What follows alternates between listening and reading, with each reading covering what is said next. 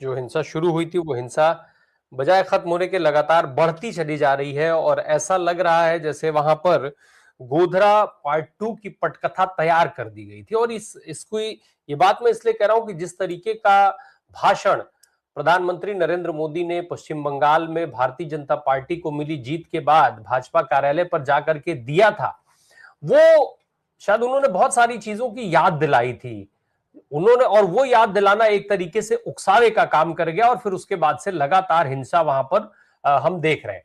पश्चिम बंगाल में जिस हिंसा की शुरुआत हुई, जैसे भारतीय जनता पार्टी के लोग जाकर के टीएमसी कार्यालयों पर हमला कर रहे थे, कार्यालयों पर भाजपा का झंडा लगा करके भाजपा का कब्जा करवा रहे थे, कर रहे थे, ये सारी चीजें चल रही थी। इस बीच में बुधवार यानी कल देर रात में जिस तरीके से शुभेंदु अधिकारी के पीए चंद्रनाथ रथ की हत्या हुई, साथ में उनके पीएस के ऊपर भी अटैक हुआ।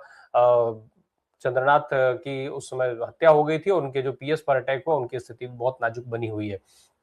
इसको लेकर के लगातार बहस चल रही है और भारतीय जनता पार्टी ने टीएमसी पर आरोप लगा दिया है इसका कि यह हत्या टीएमसी ने करवाई है। वहीं टीएमसी भी आगे आई और साफ तौर पर उसने कहा कि सीबीआई से जांच करवाइए। सीबीआई जांच की मांग टीएमसी की तरफ से कर दी गई, यानी भारतीय जनता पार्टी के एक बड़े षड्यंत्र पर फिलहाल ये टीएमसी का शुरुआती हमला दिखाई दे रहा है, क्योंकि अभिषेक बनर्जी का नाम बार बार इस मामले में उछाला जा रहा था।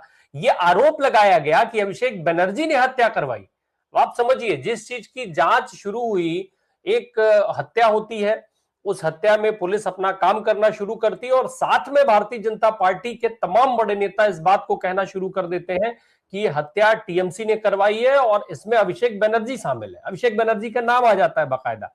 अभिषेक बनर्जी का नाम लिया जाना एक अपने आप में बहुत बड़ा संशय खड़ा करता है। ऐसा लग रहा है जैसे कि ममता बनर्जी, अभिषेक बनर्जी, टीएमसी, इन सबको निपटाने के लिए पूरी तैयारी चुनाव के पहले की गई थी और वही सारे घटनाक्रम सिलसिलेवार जुड़ते चले जा रहे हैं, लगातार दिखाई दे रहा है। एक के बाद एक टीएमसी के ऊपर अटैक, फिर उस हिंसा को बढ़ावा देना, ममता बनर्जी के घर के सामने तमाम अराजक तत्वों का जाकर के जय श्री राम का नारे लगाना, तमाम टीएमसी समर्थकों नेताओं पर हमले, उनको उकसाना।